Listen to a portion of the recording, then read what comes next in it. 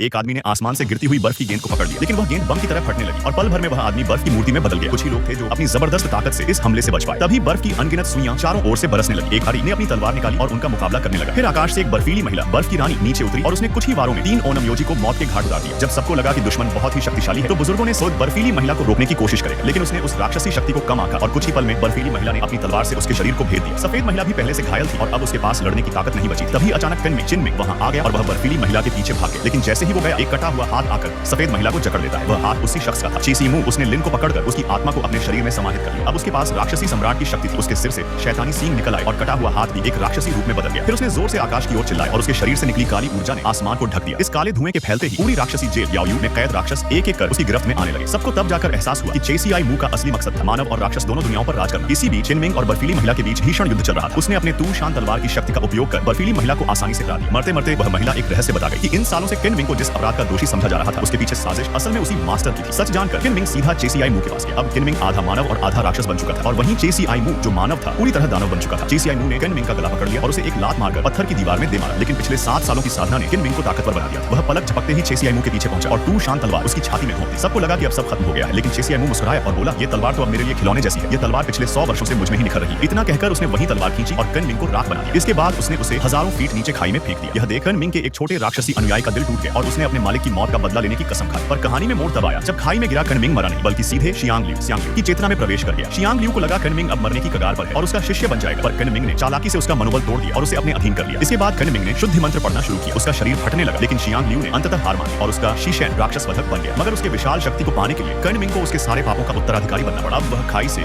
ऊपर उड़ता हुआ निकला। सिर के सारे बाल सफेद हो चुके थे और उसमें एक नया तेज था। उसने आते ही चेसीआई की राक्षसी बांह को उड़ा दिया और उसकी छाती से लिंगशियो निकाल ली। जैसे ही चेसीआई का शरीर नष्ट हुआ, उसकी वश में आए राक्षसों की चेतना लौट आई। अंत में ओनमयोजी संगठन का एक सदस्य वाइनी सामने आया। उसने किनमिंग से वह लिंगशी वापस मांगा और कहा कि वो संगठन में वापस लौट जाए। लेकिन किनमिंग जानता था कि अब वह इंसानों की दुनिया में नहीं लौट सकता। उसने लिंगशी को तोड़ डाला और सारे शिशन अनुबंध को तोड़ दिया। फिर वो सब राक्षसों को लेकर याओयू राक्षसों की जेल में चला गया। इस बार